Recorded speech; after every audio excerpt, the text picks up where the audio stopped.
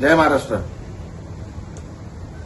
जो प्रकार माझ्यात आणि पत्रकारांमध्ये हा झालेला आहे त्याच्यासाठी मी मनापासून दिलगिरी व्यक्त करतो आणि हा प्रकार का घडला हे जरा आपल्याला सांगू इच्छितो.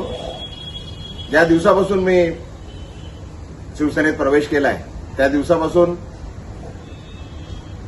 एकदम वाईट शब्दात आणि शिव्यागाळ करून मला जे अपमान करत होते तरी पण मी सर्व अपमान सहन केले. तरी सुद्धा आज सकाळी परत एक पत्रकार मित्र आले होते. मी त्यांना हात जोडून विनंती केली की बाबा याबद्दल आपण कुठलंही मला विचारू नका. जे मला काय बोलायचं होतं ते मी सर्व बोलून झालेलं आहे. आता कृपा करून काय बोलू नका. मी हात जोडून त्यांना विनंती केली. वारंवार मी सांगत आलेलो आहे का बाबा हे सर्व प्रकार हा माझा आहे. मला आपण जे शिव्या देतात आहे ठीक आहे, पण माझ्या परिवाराला, माझ्या मुलीला, माझ्या पत्नीला, माझ्या वडिलांना, माझ्या परिवाराला आपण जे वाईट बोलताय, शिव्या देतात आहे त्यापासून त्यांना जरा लांब ठेवा असं मी त्यांना वारंवार विनंती करत आलोय.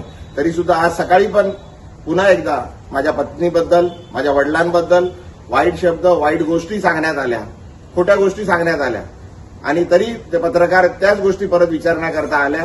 माझ्याकडून त्यांना विनंती करण्यात आली पण त्यांनी न थांबता ते चालू राहिलं. त्याच्यात जरा वाद जरा जास्त झाला. माझ्याकडून चुकीने काहीतरी अपशब्द निघाले. मी त्याकरता पुन्हा एकदा त्या पत्रकारांची आणि पूर्ण पत्रकार समूहाची मनापासून दिलगिरी व्यक्त करतो आणि हे का होतंय हे मी आपल्याला सांगितलंय. कृपा करून आपण मी जे केलंय, मी जे प्रवेश केलाय त्याच्यासाठी ठीक आहे. माझ्या परिवाराला, माझ्या मुलीला, माझ्या परिवाराला, माझ्या पत्नीला, माझ्या वडिलांना जे हयात नाहीये, माझ्या आईना आणि माझ्या पूर्ण परिवाराला याच्यापासून जरा लांब ठेवा अशी आपल्याला विनंती करतो. धन्यवाद. जय हिंद, जय महाराष्ट्र.